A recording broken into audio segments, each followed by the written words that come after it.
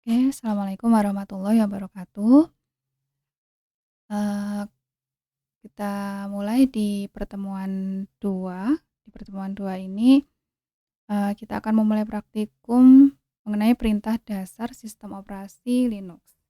Sebelumnya kemarin di pertemuan 1 kita sudah menginstal, VMware dan juga Linux ya untuk keperluan praktikum kita di, pertemuan 2 ini. Oke, sebelum kita mulai ke praktikum perintah dasar, saya akan menjelaskan dulu tentang, Linux. Ya, jadi sebelum kita praktik Linux, kita mengenal dulu Linux. Nah, ini jadi, kita mulai dari pengenalan Linux, dari sejarahnya. Nah, Linux ini pada awalnya dibuat oleh, eee mahasiswa Finlandia yang bernama Linus. Nah, ini makanya dia ini dimulai dari sejarahnya. Sorry. Iya, sebentar. Nah, ini dari mahasiswa yang bernama Linus. eh Dia mempunyai mini project ya, project hobi yang terinspirasi dari Minix atau sistem Unix kecil yang dibuat oleh Andrew Tannenbaum. Iya. Jadi awalnya dia hanya hobi, mengutak-atik kemudian, eee, menghasilkan, sebuah sistem operasi kecil ya. Nah, ini terinspirasinya dari Minix. Minix ini dibuat oleh Pak, Tannenbaum.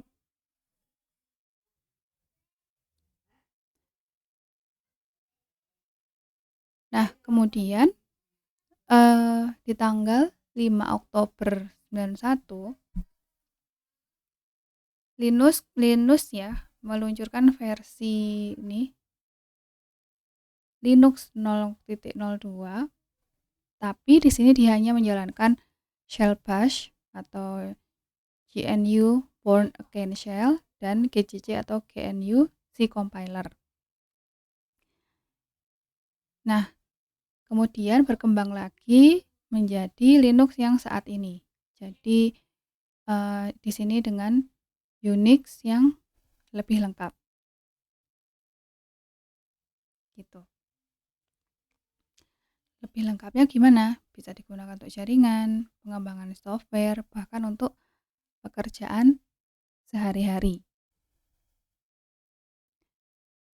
Nah, Eee, Linux merupakan alternatif sistem operasi yang lebih murah juga dibandingkan dengan sistem operasi lain yang komersial. Dia juga berkembang sangat cepat ya dan, kernel Linux ini bisa dikembangkan. Nah, kita nanti akan membahas apa itu kernel Linux. Jadi, apa Linux bisa didapatkan ya dalam berbagai distribusi atau sering disebut distro Linux. Nah, ini jadi dari Linux yang, saat ini sudah ada bisa dikembangkan lagi yang disebut dengan distribusi Linux ini atau dikenal dengan distro Linux. Jadi dia ini bundle dari kernel Linux, eee, beserta sistem dasar Linux-nya, program instalasi, tool basics, dan program-program lain yang bermanfaat sesuai dengan tujuan pembuatan distro. Nah, ada banyak contohnya. Ada Red Hat, di mana Red Hat ini yang paling populer di Indonesia. Jadi di sini distribusi pertama instalasinya mudah. Kemudian ada juga Debian. Jadi di sini eee, mengutamakan kestabilan dan kehandalan. Di sini Debian, kemudian Slackware, ini yang pernah populer di dunia. Kemudian ada SUSE, nih. Kemudian ada Mandrake. Nah, ini berbagai macam distribusi Linux yang ada saat ini. Tapi juga selain itu masih banyak lagi contoh-contoh yang lain. Ini hanya contoh yang populer awal-awalnya dulu. Nah,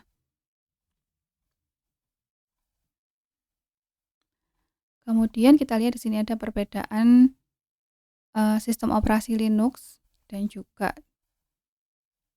sistem operasi yang lain.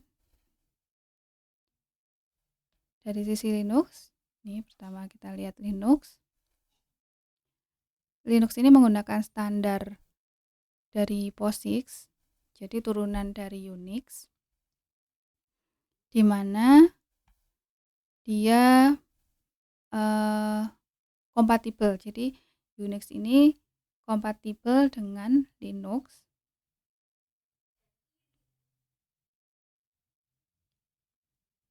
Jadi maksudnya gimana? Dia bisa direkompilasi dan dijalankan di sistem lain dengan perubahan yang minimal.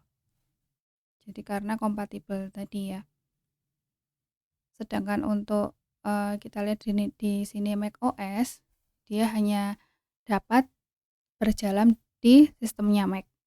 Kemudian dari segi ketersediaan tools juga tidak sebanyak atau tidak semudah didapatkan di Linux. Kemudian di Mac OS ini dia kurang mudah berinteraksi dengan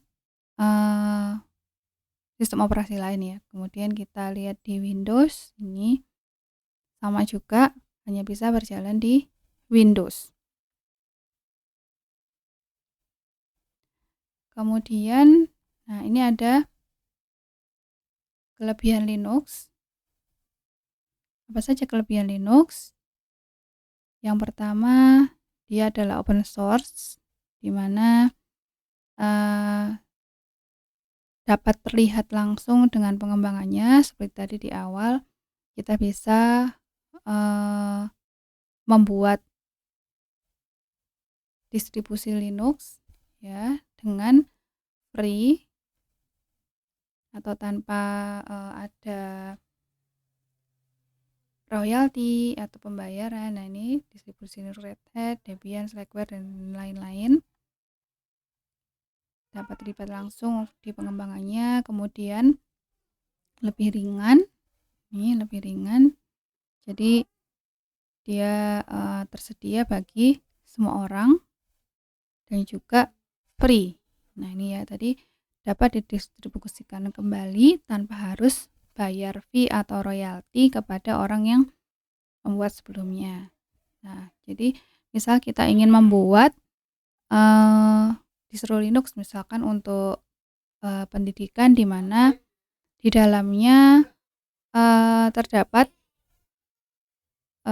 software-software atau aplikasi yang berhubungan hanya dengan pendidikan misalkan. Kemudian kita juga bisa misal menginginkan Linux untuk distro Linux hanya untuk pembuatan desain misalkan. Di sana isinya software dan aplikasi khusus desain. Jadi kita bisa terlibat langsung di pengembangannya, open source dan juga free. Tuh. Nah, selanjutnya bagian-bagian di sistem operasi Linux ini ada yang namanya kernel, program sistem, dan juga program aplikasi. Oke, kita mulai dulu dari kernel. Nah, jadi sistem operasi Linux atau Unix ini terdiri dari kernel, program sistem, dan beberapa program aplikasi. di mana kernel merupakan inti dari sistem operasi. Jadi di sini kernel ini adalah intinya, di mana dia akan mengatur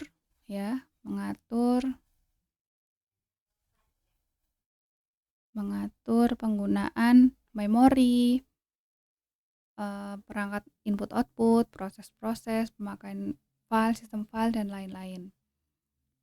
Dia juga menyediakan layanan untuk mengakses kernel-kernel tadi yang disebut system call. Tuh, jadi di sini ada inti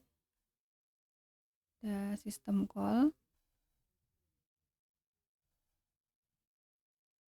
untuk mengimplementasikan ya ini. Jadi ini kernel mengakses kernel. Jadi ini untuk mengakses kernel.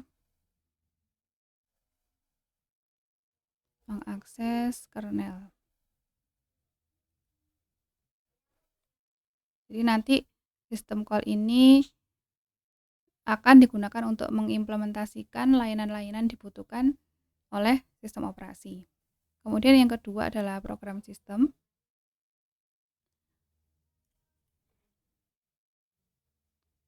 Oke, program sistem. Jadi program sistem ini dibutuhkan, di sini dibutuhkan agar sistem operasi bisa berjalan. Jadi sistem operasi bisa berjalan, sedangkan program aplikasi adalah program untuk menjalankan aplikasi tertentu. Ini program menjalankan aplikasi tertentu. Contohnya misalkan Daemon ya, merupakan program sistem, dan pengolah kata merupakan program aplikasi. Jadi ini program sistem ini di sini contohnya adalah Daemon ya. Nah, kalian cari coba Daemon ini apa? Daemon. Sedangkan program aplikasi contohnya pengolah kata atau word processor. MS Word, LibreOffice, di LibreOffice ya ada juga pengolah katanya, prosesor. Itu.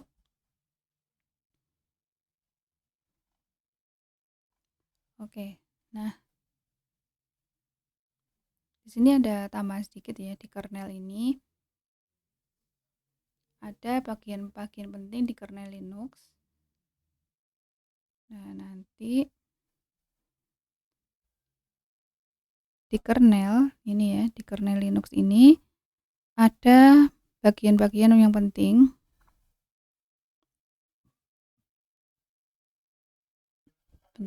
Apa saja? Manajemen proses ya. Manajemen proses. Kemudian manajemen memori. Kemudian ada hardware device driver,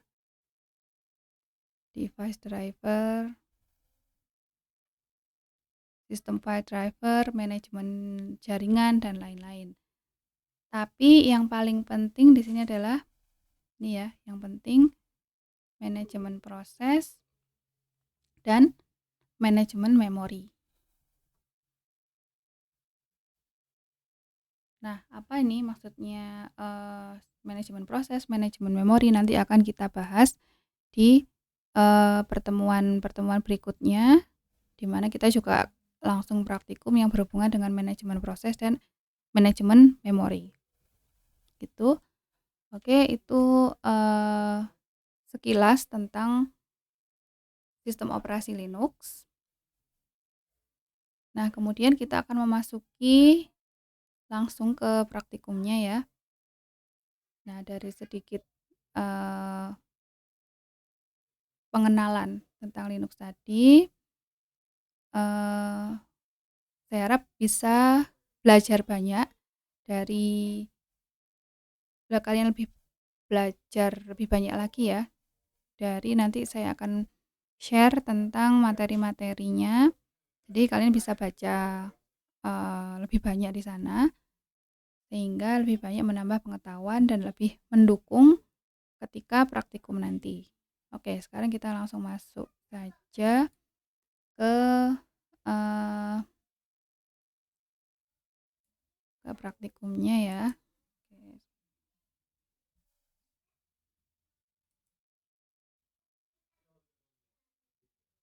Oke, sebentar.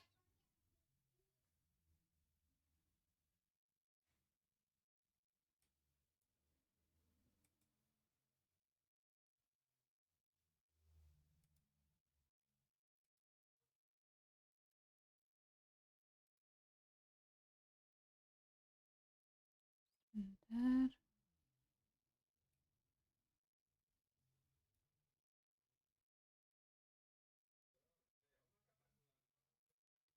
Oke, ini coba saya besarkan dulu.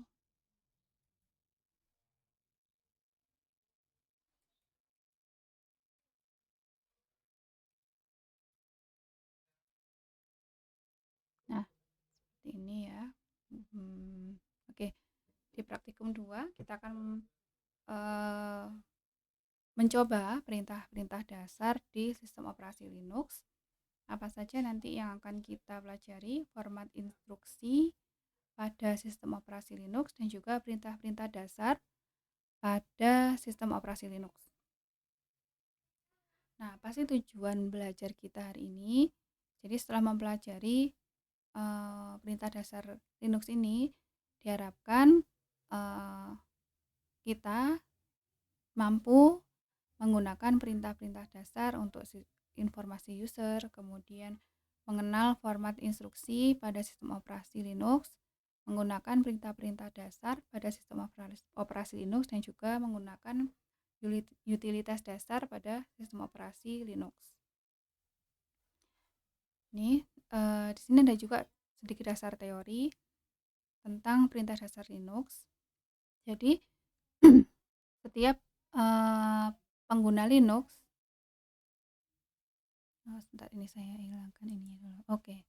Nah, setiap pengguna Linux harus mempunyai nama login user atau user account yang sebelumnya harus didaftarkan di administrator sistem. Nah, nama login ini umumnya dibatasi maksimum 8 karakter dan juga umumnya biasanya huruf kecil. Nah, nanti untuk penulisannya atau prompt di shell bash di Linux bisa menggunakan di awalnya ya, menggunakan tanda ini, dolar ini. Nah, nanti di contoh saya yang akan saya demokan nanti, karena saya menggunakan macOS, jadi saya menggunakan item, nanti perintahnya sedikit berbeda. Jadi saya tidak menggunakan tanda dolar ini ya, tapi nanti di kalian yang menggunakan Linux silakan menyertakan tanda dolar di depan perintahnya. Contohnya seperti ini nanti. Ya, nanti saya akan jelaskan lagi. Nah, nanti di sesi Linux itu ada yang namanya login. Jadi nanti kalian login terlebih dahulu, kemudian bekerja dengan shell atau kita menjalankan aplikasi, dan juga logout.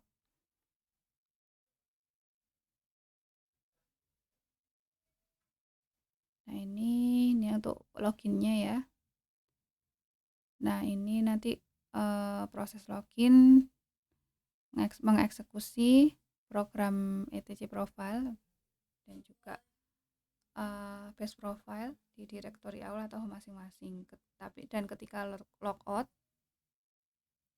perintah shell bash akan eksekusi script yang bernama bash logout nih. Baik, nah ini untuk format-format instruksi Linux. Bagaimana cara penulisan instruksi Linux? Nah, ini mempunyai format nih ya, $, ini nama instruksi, kemudian apa pilihannya, pilihan instruksinya, dan juga argumen. Di mana pilihan ini adalah option yang dimulai dengan tanda minus ini ya, minus ini. Dan argumen bisa kosong, satu atau beberapa argumen atau parameter. Nah, misalkan contohnya ini $, ini ya, nama instruksi, misalkan ls. Nah, di sini tanpa argumen ya, tanpa argumen, jadi argumennya nggak ada. Kemudian yang kedua ini ls ada min a, di mana ls perintah instruksinya, kemudian option atau pilihannya adalah min a, yang artinya all, dan juga tanpa argumen. Bisa juga tanpa argumen seperti ini ya. Kemudian contoh yang di sini ls ada /bin. Di sini dia tanpa option ya, karena ada tanpa tanda minusnya ini. Jadi dia tanpa option. Nah, tapi dia menggunakan argumen. Argumennya adalah /bin. Jadi kita bisa menggunakan option tanpa argumen, bisa juga menggunakan argumen tanpa option. Nah, di sini juga ada contoh, bisa kita gunakan lebih dari satu argumen ya. Jadi ls /bin /etc/usr. Ini menggunakan lebih dari satu argumen. Sedangkan contoh yang di bawah kita juga bisa menggunakan instruksi, kemudian option atau pilihannya min l, nih l option, dan satu argumen. Ya, argumennya /user ini l, ini untuk long list. Kemudian yang kedua ini menggunakan ls min la, di mana ada dua option. Nah, di sini kan tadi satu ya nih, satu option. Di sini option atau pilihannya ada dua, l dan juga a. Option jadi min l dan min a, dan juga ada dua argumen. Argumennya adalah /bin dan juga etc. Ini adalah format instruksi yang akan kita gunakan di Linux. Yang kedua, manual. Nah, ini Linux menyediakan manual secara online, jadi ada beberapa kunci keyboard yang penting dalam menggunakan manual. Misalkan key untuk keluar dari program main, kemudian enter untuk ke bawah baris per baris ya, biasa. Kemudian spasi, dimana dia akan ke bawah per halaman. Untuk B kembali ke atas satu halaman. /text berarti mencari teks atau string. N meneruskan pencarian string sebelumnya. Nah, ini untuk manualnya. Ini ada di bab 1 ya. Jadi ini nanti di bab 1 akan dibahas mengenai user comments, bab 2 system call. Nah, nanti ini yang akan kita praktikumkan. Ya, ini ada tugas pendahuluan. Tugas pendahuluan yang telah kalian kerjakan ya, sudah dijawab tadi pertanyaannya. Nah, sekarang kita masuk ke percobaan. Silakan kalian login sebagai user. Jadi setelah masuk Linux, kalian pasti sudah login sebagai user ya. Kemudian buatlah konsol di terminal dan lakukan percobaan di bawah ini. Setelah mengerjakan latihan ini, nanti di bawah, di paling bawah ada latihan. Nih latihannya ya, nanti kalian jawab latihan-latihan ini. Jadi di sini ada 3 bagian. Ini untuk praktikum kalian coba ini percobaannya. Kemudian setelah selesai kalian mengerjakan latihan ini. Nah, nanti di sini ada laporan resmi. Buatlah summary percobaan 1 sampai dengan percobaan 15 dalam bentuk tabel seperti di bawah ini. Jadi kalian buat tabel ya. Dari perintah 1 di ini perintah di nomor di 1 ya ada ID. Kalian jelaskan apa maksudnya perintah ID ini ya. Melihat identitas diri misalkan. Kemudian kalian screenshot. Setelah screenshot masukkan ke laporan percobaan. Jadi deskripsi ini apa, kemudian ini screenshotnya gitu. Kemudian di perintah date deskripsinya apa, screenshotnya seperti apa. Kemudian kalian analisa latihan yang telah dilakukan dan berikan kesimpulan. Nanti laporan ini harus kalian kumpulkan dan disubmit ke LMS. Oke, kita akan ke percobaan 1 dulu. Ke percobaan ya. Oke, kita buka konsol terminal. Di sini saya karena menggunakan Mac OS, jadi bisa langsung pakai item yang menggunakan Mac OS. Silakan buka itemnya. Oke, di sini misalkan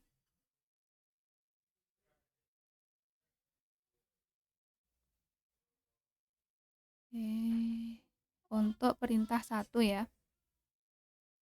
Di perintah 1 tadi percobaan 1 melihat identitas diri, nomor ID dan grup ID. Oke, kita lihat ID. Kita ketikkan ID ya. Kalau kalian di terminalnya Linux jangan lupa gunakan dolar ini. Tapi saya di item langsung aja ya. ID kemudian enter. Nah, ini sudah terlihat ID saya ini di PPA. Ini karena saya menggunakan ini komputer dengan ID PPA. Jadi ini ID-nya, UID-nya 501 PPA ini ya. Sorry. Kemudian grupnya ini dan seterusnya. Nah, ini ID-nya sudah tertangkap. Nah, kemudian dari sini kalian screenshot nih ya. Screenshot dan masukkan ke laporan di bawahnya. Nah, sini untuk yang menggunakan Windows bisa Ctrl Alt Print Screen ya untuk menangkap layar yang penuh. Kemudian nanti mungkin bisa kalian crop ya. Jadi langsung print screen, paste atau Ctrl Alt Print Screen, kemudian pastekan di Word kalian. Jadi gitu untuk screenshot atau menangkap layarnya bisa menggunakan print screen, paste di Word-nya atau Ctrl Alt Print Screen untuk menangkap keseluruhan layar yang aktif ya. Kemudian paste. Itu kemudian saya beri contoh lagi untuk percobaan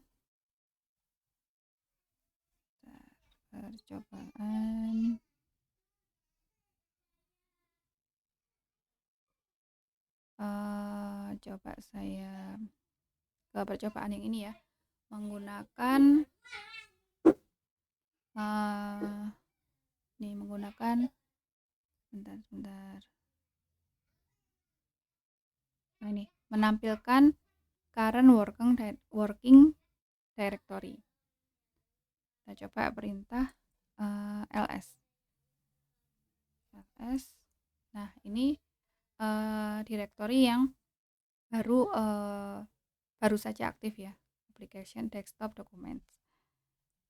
Nah, kemudian nanti kalian screenshot atau print screen, kemudian masukkan ke laporan, paste di laporan. Kemudian lagi untuk sebentar, saya contohkan lagi. Misalkan,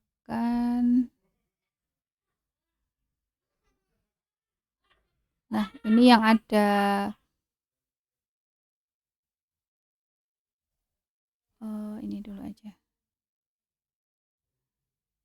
Melihat semua file lengkap ya. Di sini ada contoh yang menggunakan option min-l file lengkap. Nih, ls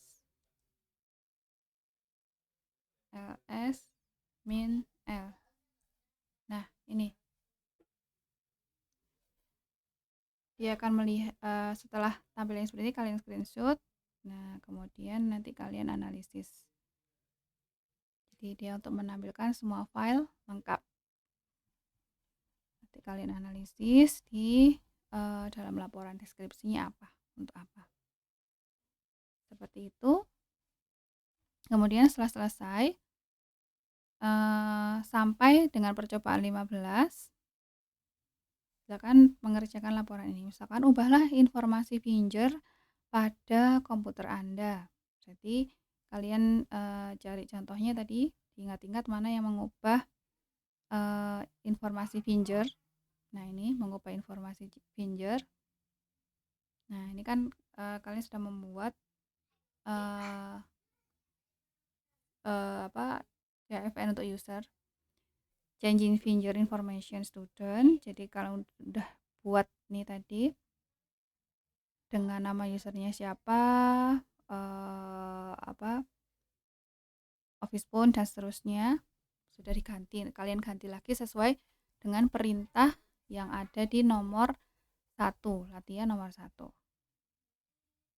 Lihatlah user-user yang sudah aktif. Nah, itu tadi. Kemudian tampilkan isi file T1 per 1 layar penuh. Nah, hapus file T1 dan tes menggunakan konfirmasi. Nah, silakan dicoba untuk dikerjakan berdasarkan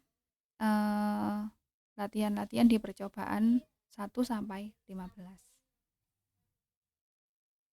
Itu untuk pertemuan kedua untuk praktikum perintah dasar pada sistem operasi Linux. Silakan dicoba. Nanti kita akan berdiskusi mengenai apa mungkin ada kendala atau kesulitan yang ditemui. Baik, kita selanjutnya akan langsung ke praktikum. Oke, terima kasih. Assalamualaikum warahmatullahi wabarakatuh.